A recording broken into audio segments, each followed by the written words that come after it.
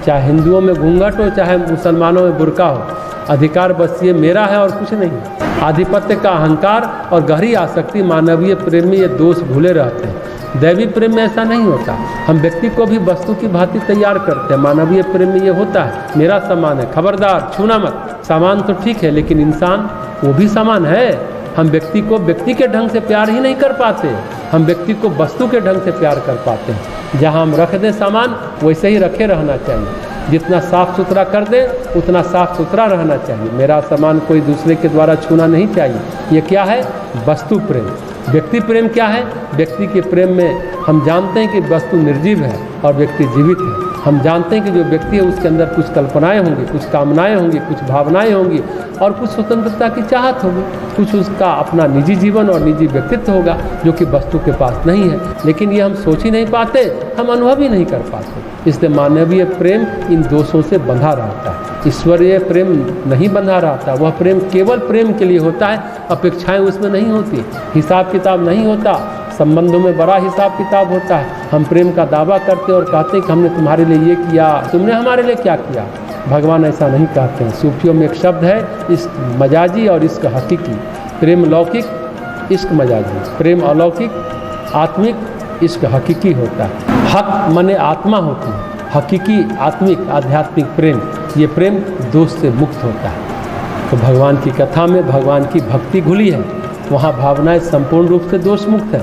संसार को उलट दो तो अध्यात्म हो जाता है। सारा संसार, संसार का सारा चलन अहंकार पर चलता है। अहंकार हमारे प्रत्येक कार्य में घुला होता है। मैं मेरा, बस इसी की परिधि में, इसी के परिदृश्य में सब कुछ घूमता रहता है। और भक्ति का, भगवान का कारोबार समर्पण में होता है। न मैं और न मेरा।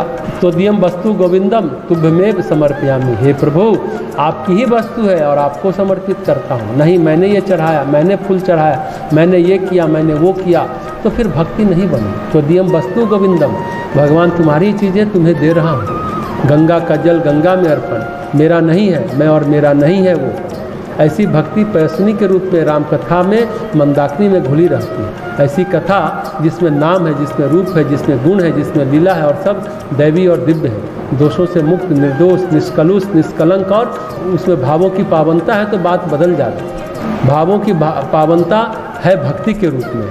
ऐसी कथा और ऐसी भक्ति जब मिल करके चलती है तो बात बदल जाती है। कथा है और भक्ति नहीं है तो तुलसीदास जी कहते हैं, लवण बिना सब व्यंजन जैसे। खाना तो बहुत अच्छा बना, देखने में बहुत अच्छा है, खुशबू उसमें भी बहुत अच्छी आ रही है, लेकिन नमक नहीं है उसमें, तो खाओ।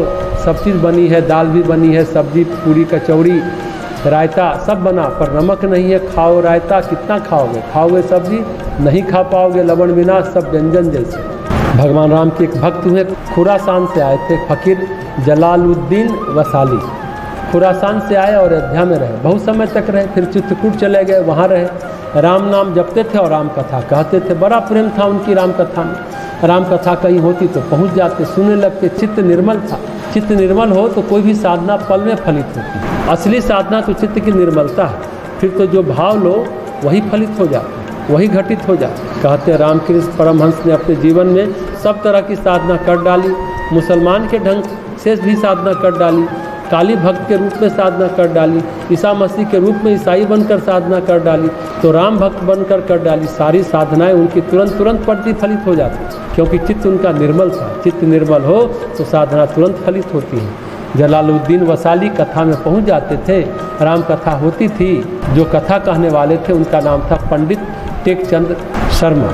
कथावाचक थे, अपने ज़माने में बहुत अच्छे कथावाचक माने जाते थे। स्थान स्थान पर वो कथा कहते थे। अयोध्या में कथा चल रही थी, क्या कहा जा रहा था? बस जलालुद्दीन के अंदर भगवान की कथा घुली जा रही थी। भगवान के नाम में, भगवान के रूप में बस वो मस्त मगन हो गए थे। कथा में नाचने लगे। पंडित टेकचंद शर्मा को लगा ये मुसलमान फकीर राम कथा में रोज़ आता है, क्या बात है? एक दिन पूछा उन्होंने, महाराज आप राम कथा में रोज़ आते हो? हाँ आता तो हूँ। तो क्या राम सभी के नहीं है क्या? मैंने तो सुना है कि आप कथा में कहते हैं कि राम सबके हैं, तो मेरे भी राम हैं। हाँ है तो